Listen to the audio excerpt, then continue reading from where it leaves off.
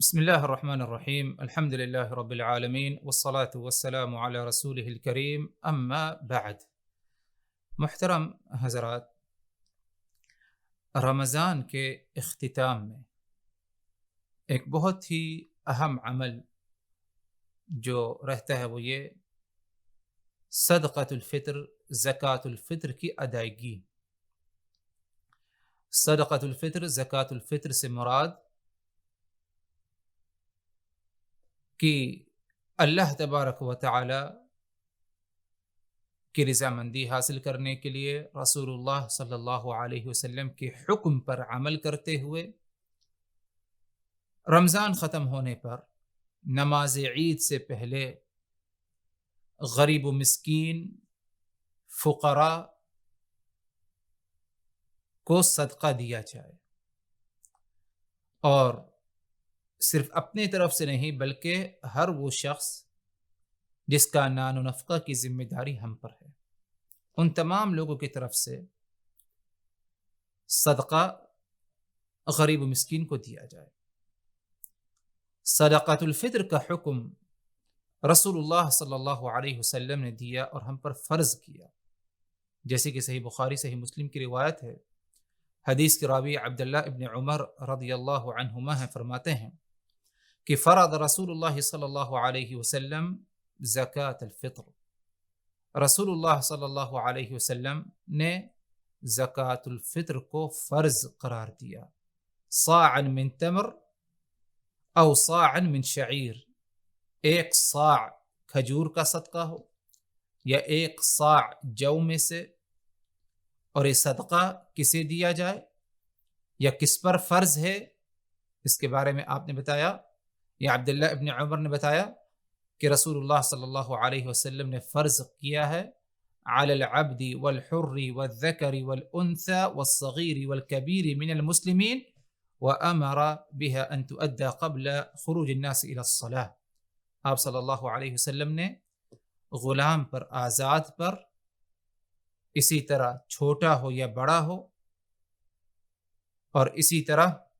مرد ہو یا عورت ہو، ان تمام لوگوں پر بشرطے کہ مسلمان ہوں، ان پر کیا ہے، فرض قرار دیا ہے کہ نماز عید سے پہلے پہلے صدقۃ الفطر، زکوٰۃ الفطر کی ادائیگی ہو جائے۔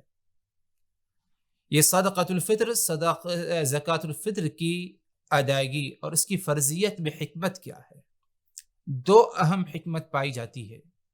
نمبر ایک،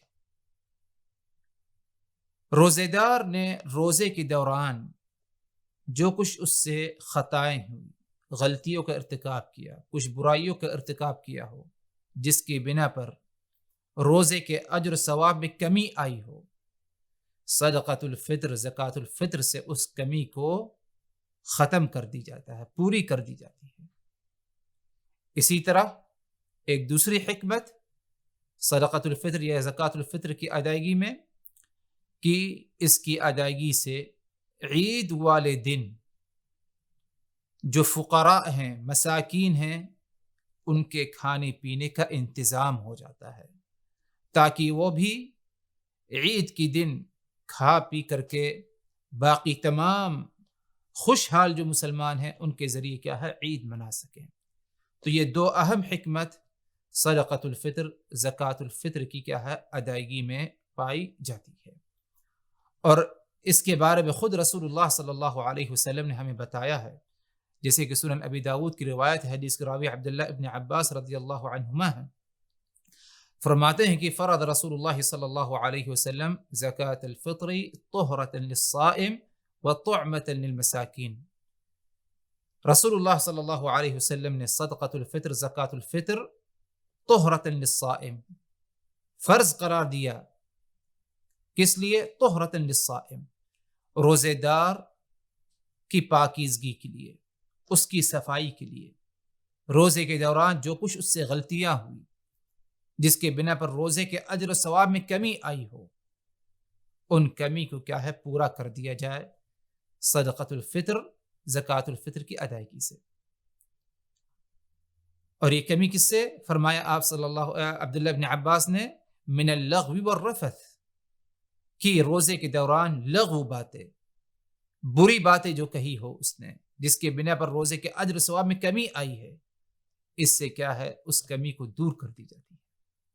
دوسری حکمت وَطُعْمَةً لِلْمَسَاكِينَ، مسکین اور فقیر کے کھانے پینے کا عید کے دن کیا ہے، انتظام ہو جائے۔ تو یہ ہے صدقۃ الفطر یا زکوٰۃ الفطر کا مفہوم، کہ ہر ایسا شخص جو مسلمان ہو، چاہے مرد ہو یا عورت، بڑا ہو یا چھوٹا، آزاد ہو یا غلام، اسے کی طرف سے صدقۃ الفطر، زکوٰۃ الفطر ادا کرنا فرض ہے رسول اللہ صلی اللہ علیہ وسلم کے حکم کے مطابق۔ اور اس میں حکمت یہ ہے کہ اس کے ذریعے روزے دار کے اجر و ثواب میں جو کمی آئی ہے، اس کمی کو ختم کر دیا جائے، مکمل اجر و ثواب اسے ملے، اور عید والدین غریب و مسکین کے کھانے پینے کا کیا ہے، انتظام ہو جائے۔ رہی بات مزید اور کچھ تفصیلات صدقۃ الفطر، زکوٰۃ الفطر سے متعلق، تو انشاءاللہ اگلی ملاقات میں آپ حضرات کے سامنے جو ہے ان تفصیلات کا ذکر کیا جائے گا۔ والسلام علیکم ورحمۃ اللہ وبرکاتہ۔